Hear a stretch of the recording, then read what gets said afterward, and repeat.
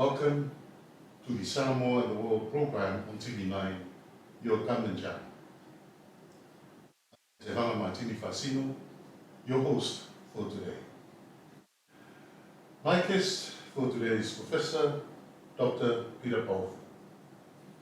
Dr. Peter Baofu is an American visionary and author of 144 new theories and visions in 178 scholarly books as of January this year, 2023, and numerous articles to provide a visionary challenge to conventional wisdom in all fields of knowledge.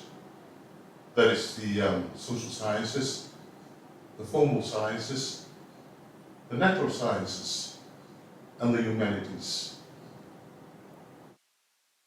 with the aim for unified theories of everything, together with numerous visions of future histories in the relation to the mind, nature, society, and culture. The professor and his books are listed in top university libraries and national libraries around the world, including the Library of Congress, Washington, D.C. He was interviewed on television and radios, as well as the newspapers around the world,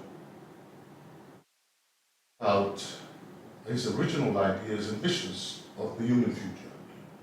Has global experiences around the world in all civilizations in 126 countries as of January 2023. Besides knowing 10 languages with different degrees of fluency.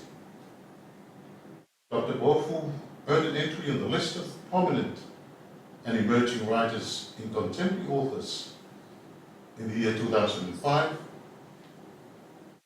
and another honorary entry in the Writers' Directory in the year 2007. He was a U.S. Fulbright Scholar, Far East. He has taught as a professor at different universities, focuses the Middle East, the Balkans, Central Asia, South Asia, North America, and the Southeast Asia. He has more than 5 academic degrees, including a PhD from the world-renowned Massachusetts Institute of Technology, MIT, and was a summa cum laude graduate, as well as the recipient of the 1986 Delta Sigma Pi Scholarship. Key for being at the top of the class in the College of Business Administration with another student. Welcome, Dr. Baofu, on our TV show this evening. How are you doing today? I'm fine, thank you. There are not many people in the world like you with this kind of expansive vision in all fields of knowledge. Why have you taken this path in life and the deep interest in you to envision the future of the world, Professor? Well, this is a long question because when I was a kid, I already had this kind of motivation to understand the world. And ever since my education and my college, I have been trying to do exactly what I was dreaming to do when I was a little kid. So that has brought me to more than 126 different countries by now, and on a global tour, and I have written more than 178 books already in all fields of knowledge, and I have proposed more than 44 different new visions of the human future in relation to the mind, nature, society, and culture. So to answer your question, how can I do that? I think that's something to do with my passion. Every person has a passion in life. I think that's my passion, and that's what I have done so far. So. Problems for Samoa in the future? Well, based on my observation about Samoa, because I also have been in some other Pacific Ocean islands, I think that all of them have something in common. Again, as I said before, I have been all over the world, in about more than 126 different countries. By now, I shall go to more. Depends which classification that you want to do, and about your typologies and your classifications, and they can be divided in different regions.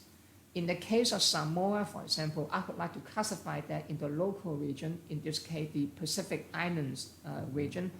And Samoa, in this case, have much in common, let's say, with the local neighboring countries like Tonga or Fiji, Tuvalu, Vanuatu, and all these kind of people, and Kiribati, Nauru, and Micronesia, and they have a lot in common among the local region.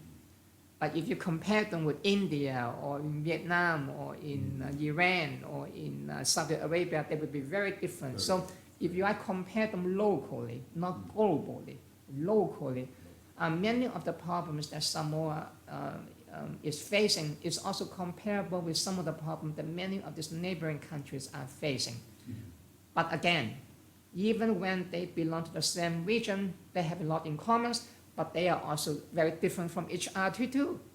Samoa, for example, is very different from Tuvalu and also from Vanuatu, even though I classify them in the same region, but you can also have sub-regional classification and variations.